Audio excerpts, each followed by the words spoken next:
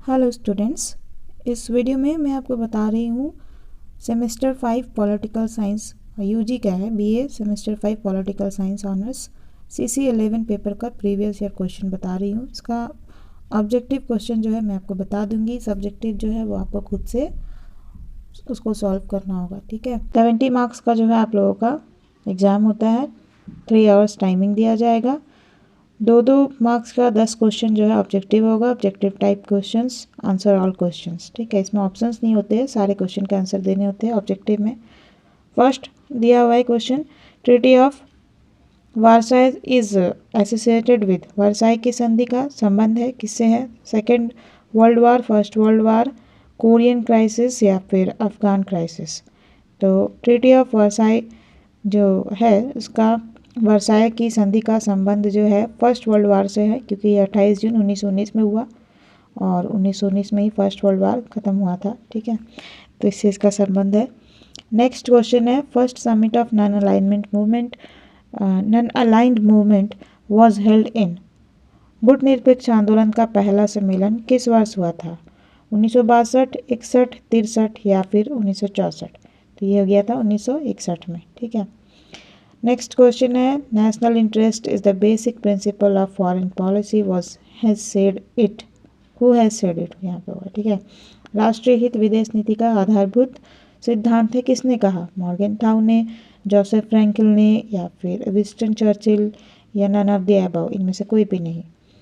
राष्ट्रीय हित विदेश नीति का आधारभूत सिद्धांत है ये कहा था जोसेफ फ्रैंकल ने। तो इसका करेक्ट आंसर हो जाएगा option number B, Joseph Frankel said national interest is the basic principle of foreign policy. Fourth question है, when was C2 formed? C2 की स्थापना कब हुई? 1954, 1953, 1962 या फिर 1955? तो C2 की स्थापना जो 1955 में हुई थी। नेक्स्ट फिफ्थ नंबर क्वेश्चन है, communist revolution in Russia in 1917 took place under the leadership of, रूस में 1917 में जो साम्यवादी क्रांति हुई वो किसके नेतृत्व में हुई? इसके ऑप्शंस दिए हैं, जोसेफ स्टालिन या फिर व्लादिमीर लेनिन या फिर व्लादिमीर पुतिन या ऑल ऑफ द अबव। तो ये हो गया था व्लादिमीर लेनिन के नेतृत्व में। ठीक है, इसका करेक्ट आंसर होगा option number B. Balance of power means, शक्ति संतुलन का अर्थ क्या है? शक्ति की साम्यावस्था, इक्विलिब्रियम ऑफ पावर या फिर डोमिनेशन ऑफ पावर, शक्ति की प्रबलता या फिर स्टेबिलिटी एंड पीस, स्थिरता और शांति या फिर ऑल ऑफ द अबव, उपरोक्त सभी। इसका करेक्ट आंसर होगा option number C, stability and peace. ठीक है, क्योंकि जब शक्ति का विकेंद्रीकरण होता है, डिसेंट्रलाइज हो जाता है पावर, तो क्या होता है? शांति स्थापित होती है। सेवेंथ नंबर क्वेश्चन है, to which country Indian peacekeeping force was sent in 1987, 1987 ईस्वी में भारतीय शांति सेना किस देश में भेजी गई थी? पाकिस्तान में या श्रीलंका में या बांग्लादेश में या भूटान में? तो ये श्रीलंका में भेजा गया था शांति सेना 1987 ईस्वी में। ठीक है, आठवां प्रश्न है, कैंप डेविड समझौता किससे संबंधित है? Camp David agreement is related to US and India या फिर US and Pakistan, India and Pakistan या फिर इजिप्ट एंड इजराइल? तो कैंप डेविड समझौता जो है ये मिस्र और इजराइल के बीच में हुआ था। ठीक है, इसका करेक्ट आंसर हो जाएगा option number D. Ninth number question है, universal declaration of human rights was made on, मानवाधिकारों की सार्वभौमिक घोषणा कब हुई थी? 10 दिसंबर 1948, 10 दिसंबर 1945, 10 दिसंबर 1955 या फिर इनमें से कोई भी नहीं, नन ऑफ द अबव। तो मानवाधिकारों की सार्वभौमिक घोषणा जो है 10 दिसंबर 1948 ईस्वी को हुई थी। इसका करेक्ट आंसर हो जाएगा ऑप्शन नंबर ए। जैसे कि आप लोग कह रहे हैं कि सेमेस्टर 5 का स्टार्ट करिए मैम, तो सेमेस्टर 5 के आपको बहुत सारे वीडियोस मिल जाएंगे, बहुत सारे क्या ऑलमोस्ट मैंने सारे बुक ही पढ़ा दिया है आपको। CC 11 एंड CC 12 पेपर, उसका लिंक आपको मिल जाएगा डिस्क्रिप्शन पे या फिर आपको कमेंट बॉक्स पे पिन किया हुआ मिल जाएगा, आप चाहे तो जाकर देख सकते हैं। ठीक है, और इसके अलावा अगर कुछ आपको समझने में दिक्कत है आप कमेंट करिएगा, मैं इस टॉपिक को इंडिविजुअली क्लियर करवा दूँगी। ठीक है, नेक्स्ट क्वेश्चन जो है 10th number, when was the world bank established? विश्व बैंक की स्थापना कब हुई थी?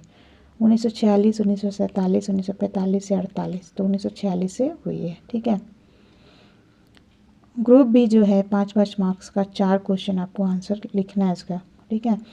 इसमें ऑप्शंस दिए हुए ज़्यादा, लेकिन आपको 4 का ही उत्तर देना है। Discuss the relation between international relation and international politics. अंतर्राष्ट्रीय संबंध एवं अंतर्राष्ट्रीय राजनीति के संबंध का वर्णन कीजिए। इन दोनों में क्या संबंध है वो आपको बताना है। ठीक है। Explain Morgenthau's concept of political realism. Morgenthau के राजनीतिक यथार्थवाद की व्याख्या करें। Describe the elements of national power. राष्ट्रीय शक्ति के तत्व बताइए। Explain the controversial issues between India and Pakistan. Bharat और पाकिस्तान के बीच विवाद के मुद्दे की व्याख्या करें। Right a short note on Shimla agreement. Shimla समझौता 1972 के शिमला समझौता पर एक संक्षिप्त टिप्पणी लिखना है। 7वां नंबर है describe the problems of collective security in international politics. अंतर्राष्ट्रीय राजनीति में सामूहिक सुरक्षा की समस्याएं बताएं। What do you understand by non aligned movement? Explain. गुटनिरपेक्ष आंदोलन से आप क्या समझते हैं? व्याख्या कीजिए।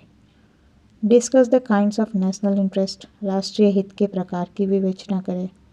आप देखो ग्रुप सी जो है 15-15 मार्क्स का 2 क्वेश्चन जो आपको अटेम्प्ट करना है। ठीक है। ये 15 मार्क्स वाला है।